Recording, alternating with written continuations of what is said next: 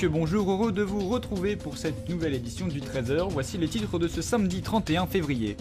L'information vient de tomber, Sylvester Stallone se serait fait exécuter par Oussama Ben Laden en personne. Des tracteurs seraient incendiés toutes les nuits dans le Loir-et-Cher, nous tenterons d'en savoir un peu plus dans cette édition.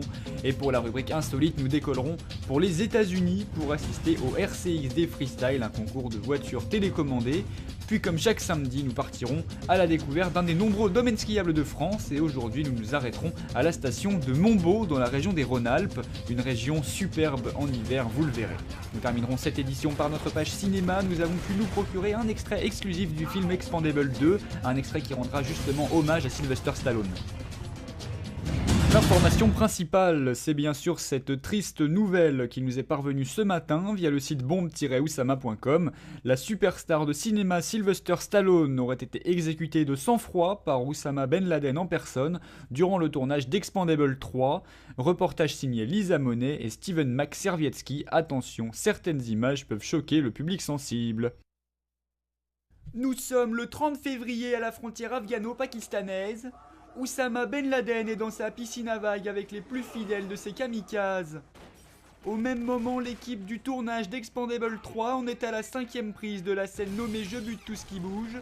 Le bruit des armes interpelle le groupe terroriste qui, sans attendre, se rend immédiatement sur place. Sylvester ne peut pas se défendre seul, il est emmené par les islamistes jusqu'à leur repère. C'est là que cette vidéo sera tournée puis uploadée sur le site bombe-oussama.com. السلام عليكم يا واحد الكلب الامريكان لنحكم قتلتم يا الهربين الجزائريين سنقتل نجم سيلفستر ستالون. Faut pas s'énerver, Oussama. Tu sais, moi aussi, j'ai une enfance difficile. بلع فمك يا عطاي. Regarde, moi, je suis parti de rien et aujourd'hui, j'ai des bifetons plein les poches. خلاص بدات تصيروا عصابي سقطوا لك انكم مو كان على البراس نتاعك. Dans le Loir-et-Cher, les agriculteurs en colère, leurs tracteurs seraient régulièrement incendiés, les pecnos mettent le poing sur la table, un reportage de Alex du 76 et Amandine du 38. C'est dans ce petit village en apparence tranquille que se déroule la plus grosse série de véhicules incendiés de 2013. Ces jeunes sans scrupules se défouleraient chaque nuit sur les tracteurs de ces agriculteurs. Nous avons pu recueillir quelques réactions. Moi, tous les matins, je me réveille à 3h30 environ pour aller traire les vaches et à chaque fois, je trouve le tracteur complètement carbonisé. Je commence vraiment à en avoir marre. Moi c'est pareil, c'était début de semaine, j'étais en train de baiser Claudine sur la paille de la grange, et puis d'un coup je sens une odeur de cramé comme si quelqu'un faisait des merguez, mais à 2h du matin on fait pas des merguez. Alors je suis sorti et puis là je voyais le tracteur complètement défoncé, complètement brûlé, et je me suis dit Jeannot, tu vas prendre tes couilles dans ta main et puis tu vas aller porter plainte tout de suite. La colère est le seul sentiment qui règne à présent sur ce village, qui jusqu'à maintenant était réputé pour son calme et sa tranquillité. Une enquête a été ouverte auprès de la police locale. Toujours dans le thème des véhicules, mais miniatures cette fois, à Los Angeles, un festival annuel a lieu depuis hier, celui des RCXD Freestyle, un concours pour le moins insolite, mais qui vaut le détour, croyez-moi. Reportage signé Sébastien Loeb et Michael Schumacher. Los Angeles a beau être connu pour ses studios de cinéma, aujourd'hui, les stars, ce sont elles. Des voitures miniatures communément appelées RCXD. Ces modèles réduits de voitures sont conçus et optimisés pour des figures parfois impressionnantes.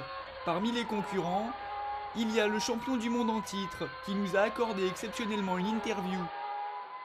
Alors moi je m'appelle Michel, dans la vie je suis moniteur ski dans les Pyrénées, j'habite du côté de Perpignan et ça me fait toujours plaisir de venir à Los Angeles pour ce concours RCXD et pour la 3e fois consécutive, j'espère bien sûr ramener la coupe RCXD au pays du fromage et du sauciflard. Et merci Michel pour cette interview exclusive, on vous souhaite évidemment bonne chance. Retour en France pour découvrir comme chaque semaine un domaine skiable. Cette semaine nous nous sommes arrêtés à Montbeau dans les Rhône-Alpes, une station qui subit quelques problèmes techniques en ce moment. Reportage signé Popeye et Jean-Claude Duss. Il est 9h30 à la station de Montbeau. La famille Baudouin est chez le loueur de matériel de ski. Madeleine essaye ses chaussures tandis que Jean-Bernard en est déjà à l'essai de son snowboard. Une demi-heure plus tard, la famille se rend aux télécabines, mais au moment de monter, l'impensable se produit. Les portes ne s'ouvrent pas. Monique, la mère de famille ayant payé la peau du cul son forfait, est tout simplement dégoûtée. Elle sort son fusil d'assaut et commence à se défouler sur la cabine. Elle est bientôt rejointe par le reste de la famille et Jean-Bernard qui a sorti un lance-roquette. La petite famille s'en tirera avec 2 mois de prison ferme et une amende de 2700 €. Et on apprend que depuis l'incident, le problème a été résolu et que tous les vacanciers peuvent désormais rejoindre les pistes. Nous en parlions au début de ce journal, la mort de Sylvester Stallone aurait bouleversé tous les fans de cinéma, mais TF1 a réussi pour lui rendre hommage à se procurer un extrait inédit du film. C'est le moins que l'on puisse dire, date de sortie inconnue pour l'instant, je vous laisse regarder. Qu'est-ce qui se passe? Les sangs nous ont coincés. Vous allez vous en sortir? Même si on avait un char. Oh merde. Qu'est-ce qu'il y a? Ils ont un char. On dégage, viens, viens.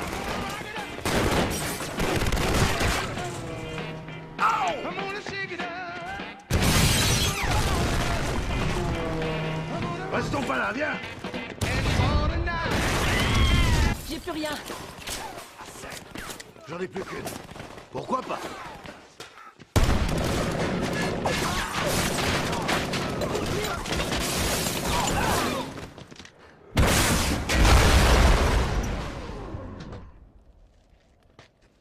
Qui c'est qui a fait ça? Pas moi, plus de munitions. Qu'est-ce qui s'est passé? On dirait que quelqu'un a fait le ménage. Ouais, apparemment.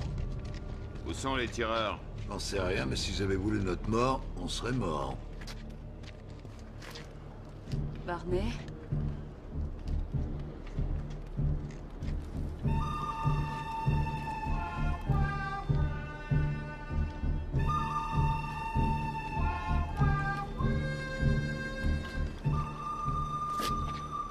Ne flippez pas.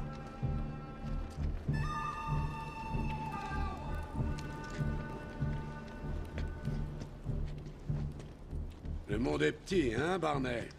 Booker? On m'avait dit que t'étais mort. Oui, c'est ce que j'ai entendu. Bon alors, comment ça va? J'ai été mieux. C'est toi qui les as tous tués? Je bosse en solo, je croyais que tu le savais. On me l'avait dit, mais j'y croyais pas. Maintenant, t'y crois? C'est ton équipe? Ouais. Booker, t'es celui qu'on appelle le loup solitaire?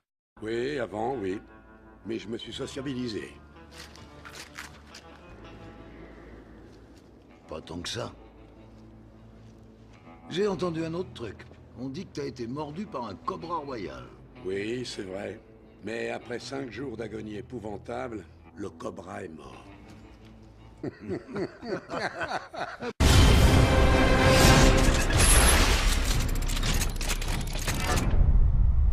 C'est la fin de cette édition, merci de l'avoir suivi. Tout de suite votre série Les Feux de la Baise, et ce soir à 20h Gilles Poirot. Je vous retrouve demain à 13h, passez une excellente journée sur TF1.